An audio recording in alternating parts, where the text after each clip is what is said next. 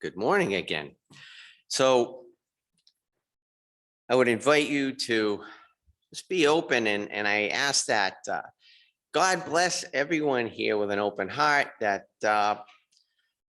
you'll hear something specially just for you. That won't be something I say, it won't be something that we've read, but it'll be something God whispers that gets through all the noise, that hopefully lands right on your soul. And that is my wish for everyone every week, but I especially this week. So I was talking to a friend this week, and they said, thanks for sharing the process you go through when you get the the message of what you're going to preach about. But I think I'm all set with that at this point. Just share. Just give me the message. And we kind of laughed about it. And I said, that is the message. That's it. I got nothing else to offer you. I could show up and hopefully say something that lands on somebody that will somehow be useful, but it's going to be gone next week. And a few months from now, I won't be here. And what'll be left is what you've gleaned out of this, what you've made a connection from. And, hopefully we have a couple of, there'll be a good story and ha ha ho ho. And but that's all secondhand, right? It's not bad. It's not bad. I like going in hearing a half decent sermon, and I sometimes feel connected, and then it goes away. And really what our sabbatical work is together is for you to have a firsthand experience and to continue to have a firsthand experience long after you've forgotten the guy that didn't start the service till 10:01 and 45 seconds. Long past that, I hope that you've begun to forge a deeper connection with God. Now, we don't have the advantage. I say the advantage that Bartimaeus has. He knows he's broken. He can't see. People are tired of him clamoring and calling out, and they're like, oh my gosh, will you just shut up? And he can't help but cry out because he knows he's broken. Now it's sort of a dubious luxury that, especially in our culture, we're really encouraged to have it together. And if we don't have it together, to look like we've got it together. If it looks good on the outside, the house might be falling down. You might need beams. There could be mold in the basement, but slap a coat of paint on that baby, mow the lawn, and we're good to go. We're all right. Bartimaeus doesn't have that luxury. Bartimaeus can't do that. He knows he's broken. So now I'm not talking about a victimhood or staying in a problem or grousing about, I got this wrong. I can't function. But if we can't really get beyond our own defense mechanisms to know ourselves, we just don't have that much to offer those like Bartimaeus. We're going to tell them to shut up. Put on some shades. No one will even know you're blind. Just sit on a bench, have a coffee. You're fine. So we need to connect with our own brokenness in order to truly connect with other people. We were talking this week about communion in one of the groups that had nothing to do with the actual service.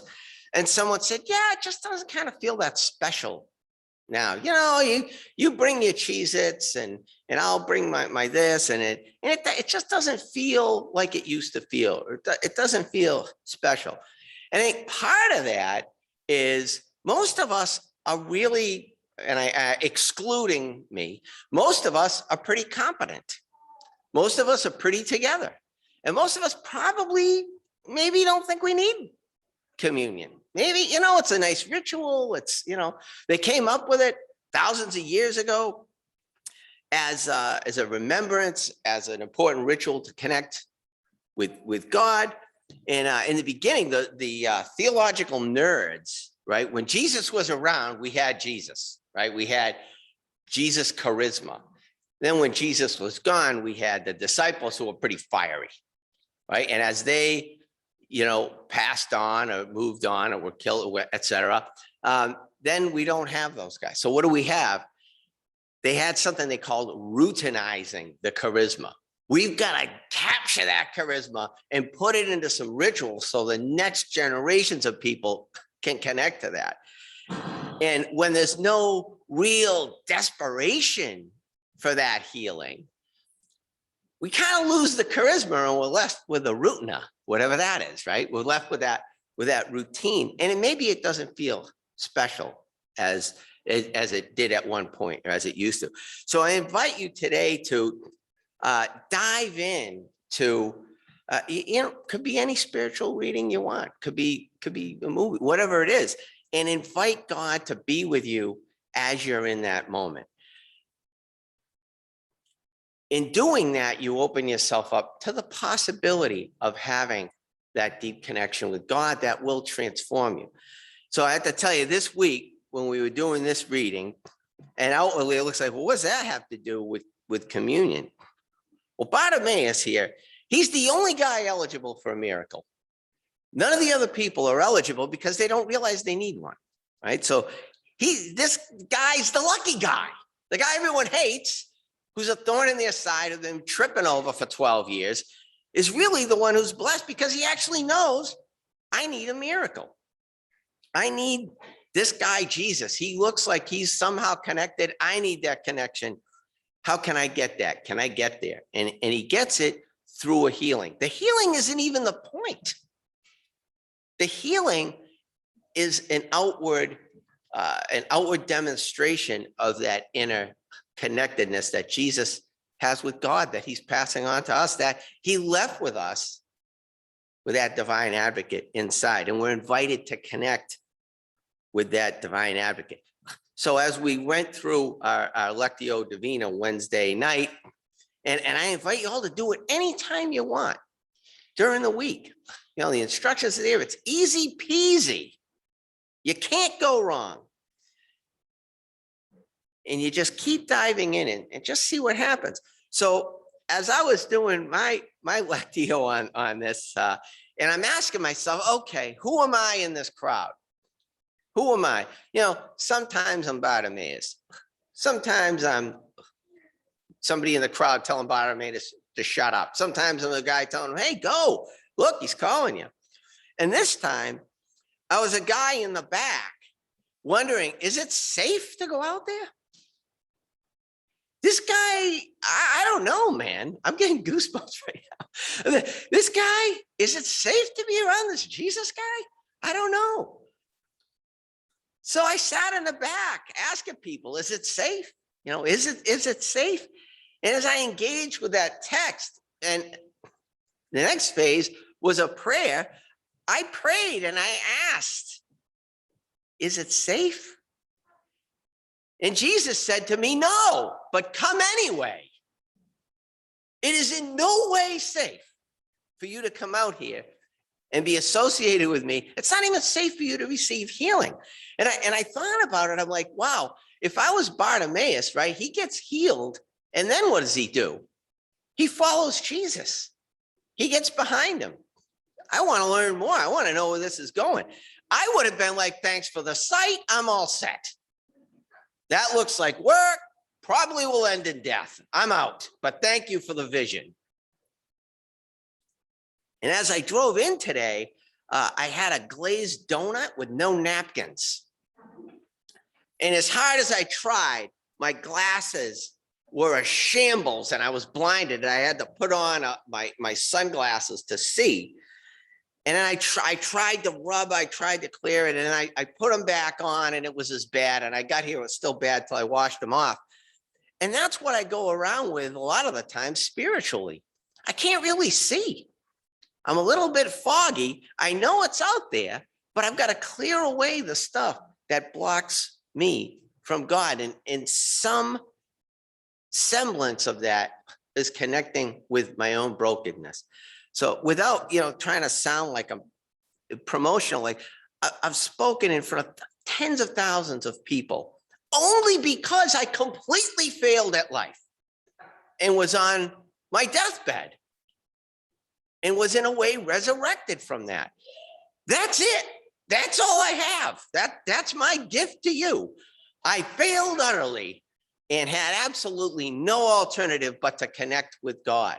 And I feel like I've got an advantage over people who function fairly well in life because there's not necessarily that desperation, that need on a deep level to connect with God. So years ago, I thought I pretty mastered, I was really mastering the spiritual path stuff. And I was on fire. I was on fire. And I did know a lot, but there was a lot more I didn't know than what I did know. And I met this guy who was 25 years my senior. He's going to be 80 this week. And I loved this guy. He was a great guy. He is a great guy. And had an extremely painful life. And was just doing the best he could to be the kindest person he could be. And it was difficult for him. And I never met anybody that I thought was more pure or just honest and good-hearted. But it was like the engine of a Maserati shoved into a 72 Corolla that had been in 9 accidents. It didn't, it was there. The guy's heart is absolutely pure. The car doesn't work. It doesn't go. It's in drive. It's going back. It just doesn't work right. And I wanted to help this guy. And he asked me if I would help him, if I would mentor. Of course, I can fix anybody. I'm like this with God. We could do this. And I failed miserably. I couldn't connect this guy. And then we tried again. And he was getting worse the more I helped him. And it was really humbling. And I just didn't know how to help this guy. And then I said, I'll be his friend. Let's just be friends. I really like this person. Let's be friends. And I'll call him Frank, and hopefully I won't slip. I'll just be friends with Frank. And that sounds great to me. We'll hang out. We'll smoke a cigar every couple of months. We'll walk down by the lake near his house, and we'll just hang out. And he continued to get worse through his association with me, the guru who was gonna help this guy. And he continued to get worse and more frustrated. And then I understood that I was this person who was okay. I was well, and I wasn't friends like this. I was friends like this. I was going to do some good stuff to help this poor guy, and it just didn't work. It just didn't work. So I'm in a seminary class, and we're working with clay. They did some different spiritual practice every week. And we're working with clay, which I hate. I'm not good with my hands. I'm like, do we have to do this? And I was certain that I knew every trapping of my mind. By that point, I had done so much spiritual inventory, so much psychological inventory, so much work. What could I possibly learn at this point? I'm all better at this point. People come to me. They think I've got the answers, the poor fools. What could I possibly learn? So we're working with this lump of clay, and it's a ball of clay. My classmates are making soaring eagles and Mary and all this incredibly ornate stuff. I have no skills in this area, none, zero. But I prayed, and we used this reading today.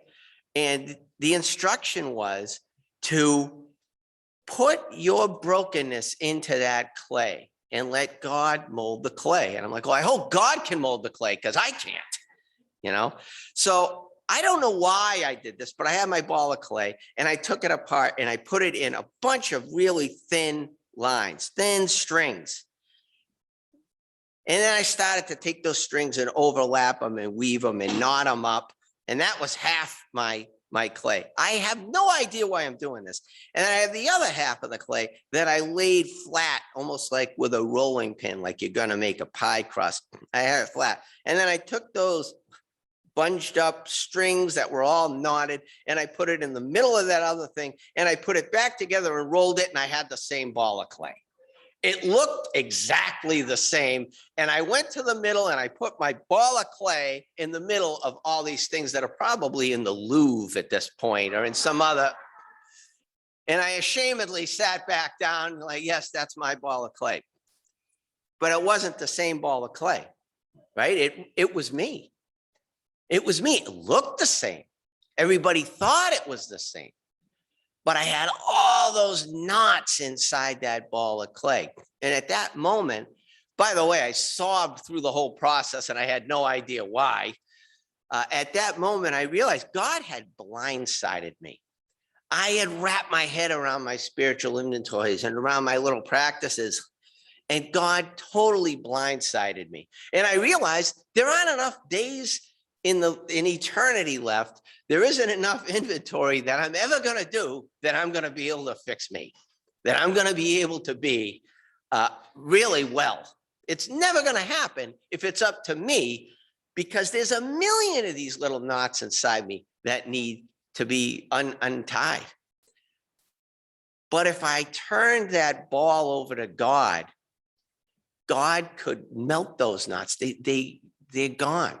You know, I still have a few knots, but God has melted most of my knots. The next class was writing laments. Now, a lot of the Psalms are laments.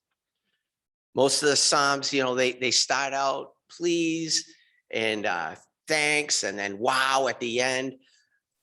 One of my favorite Psalms is Psalm 88. It starts out bleak, but then it gets even bleaker. And then it finishes completely bleak and hopeless. And I don't know why, but I love that Psalm. And I wrote a Psalm. That was our class, writing a lament. I wrote a lament for my friend Frank. Frank isn't able to feel anything except rage. Frank hadn't shed a tear in many decades in spite of an extremely painful life. And I wrote like a 2-hour lament for Frank. And I yelled at God, right? When it comes to God, I'm either slugging it out or hugging it out. One of those two. And I was slugging it out on behalf of Frank. And it was like, why, God? Why this guy? And I still don't know why. You know, why is this guy's life so hard and so painful? Why has he had to endure so much? He's such a beautiful soul. And I sent it to him.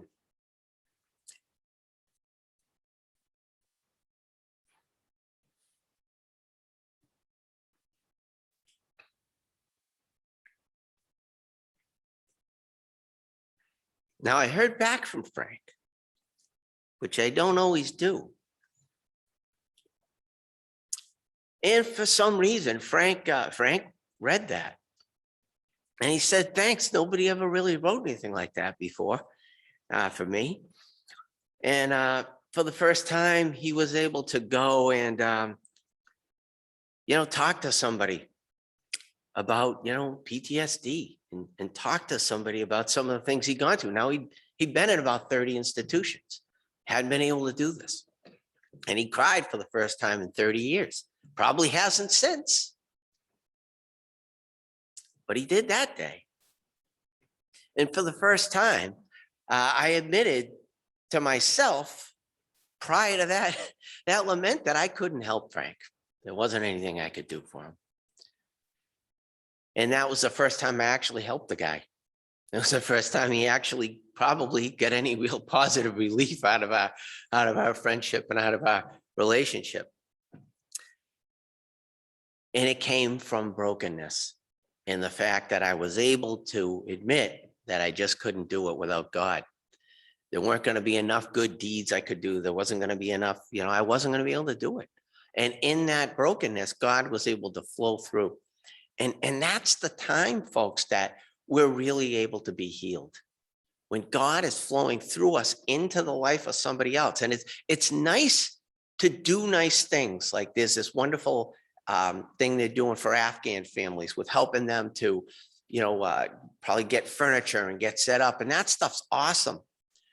But to really love these people, we have to know ourselves and be able to share our own brokenness. Not to go and say, hey, here's the horrible thing that happened to me. That's not what I mean. It's me to be connected with God in your own brokenness so that God can heal it and they could see that light. Right? Otherwise, it's just doing nice things, and that's good, right? Hey, I don't knock it. I don't knock it. But it's not what I'm trying to pass on to you is to have your own firsthand experience of the love of Christ in your heart in a way that sets you on fire, and you're able to go out and share that with somebody else. That's what makes people come into buildings like this, when they see the love of Christ shining through you. And I can't explain how to get there, but I can tell you that that's where we're trying to go. That's where we're trying to go. Whatever gets you there, whatever spiritual practice, maybe Lectio Divina ultimately won't be the thing. Who cares? Doesn't matter. There's something for you that God will be able to connect with you in a way that in some capacity, we all block all the time. You know, emotionally, mentally, physically, it's scary to go out and say, yeah, heal me. I want that. Because of course, with that can often come transformation, and that's not always fun, right? That's sometimes kind of scary. But if we're not here for transformation, we're just a club, right? We might be a great club, but we're not a club. We're a church.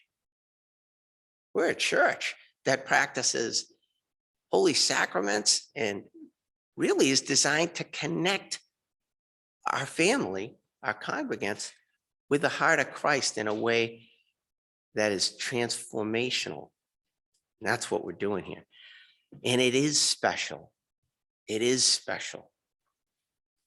It's not safe, but it's special. And this reading today has me asking myself a question. I think somebody mentioned Wednesday night in the little Lectio group. What does it mean to be blind? So on a daily basis, I confront my own spiritual blindness. And where am I not getting it, God? Where am I missing it? What is blocking me from being a vessel of your peace and love and healing into another person? I invite you all to continue on that journey and go deep.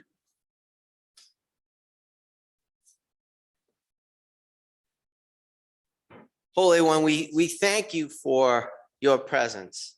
Even though it's really scary sometimes, we know that ultimately, God, our transformation is for our good and for the good of your world, which is really banged up, really needs transformation, and really needs the light of Christ to shine into it as brightly as possible. We thank you that these folks showed up on Zoom today, and these folks showed up in church today to say, hey, heal me.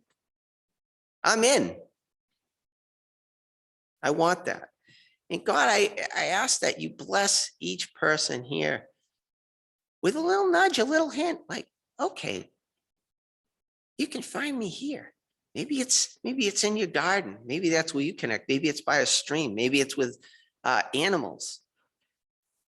Maybe it's in the presence of a friend. Maybe it's in reading in scripture and in another spiritual book. But God, we know you're there waiting for us to show up. So I ask that you bless every person here with a nudge, with that little whisper, that little call that you're always sending out. We ask that our transmitters be tuned in so that we can hear that. We ask this in Jesus' name. Amen.